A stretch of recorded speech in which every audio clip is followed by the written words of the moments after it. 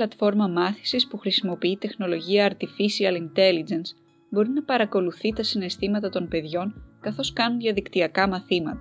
Το λογισμικό που ονομάζεται Four Little Trees δημιουργήθηκε από την Find Solution AI, μια startup με έδρα το Hong Kong, και η δημιουργός του Viola Lam λέει ότι μπορεί να κάνει μια εικονική τάξη τόσο καλή όσο και η πραγματική. Ενώ οι μαθητές εργάζονται πάνω σε τεστ και εργασίες στην πλατφόρμα ως μέρος του σχολικού προγράμματος, η τεχνητή νοημοσύνη μετρά το μυϊκό τόνο στα πρόσωπά τους μέσω της κάμερας του υπολογιστή ή του τάμπλετ τους και προσδιορίζει συναισθήματα όπως ευτυχία, θλίψη, θυμό, έκπληξη και φόβο. Το σύστημα παρακολουθεί επίσης πόσο χρόνο χρειάζονται οι μαθητές για να απαντήσουν στις ερωτήσεις και καταγράφει το ιστορικό απόδοσής τους. Δημιουργεί αναφορές σχετικά με τα πλεονεκτήματα, τις αδυναμίες και τα επίπεδα κινήτρου τους και προβλέπει τους βαθμούς τους. Το πρόγραμμα μπορεί να προσαρμοστεί σε κάθε μαθητή, στοχεύοντας κενά στις γνώσεις τους και προσφέροντας τεστ σε στυλ παιχνιδιού που έχουν σχεδιαστεί για να κάνουν τη μάθηση πιο διασκεδαστική. Σύμφωνα με τη LAM, οι μαθητές αποδίδουν 10% καλύτερα στις εξετάσεις εάν έχουν μάθει να χρησιμοποιούν το Four Little Trees.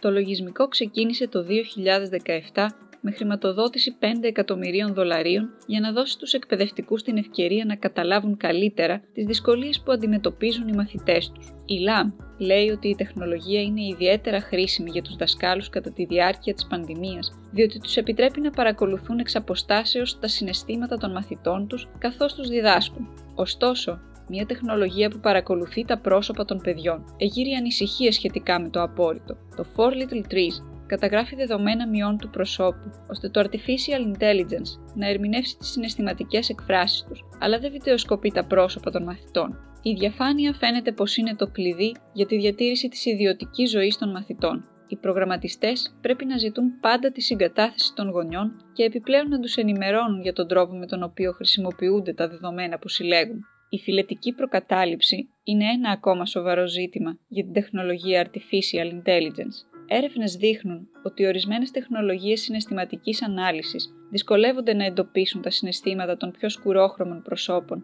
εν μέρει επειδή ο αλγόριθμος διαμορφώνεται και μαθαίνει κυρίως πάνω σε λευκά πρόσωπα.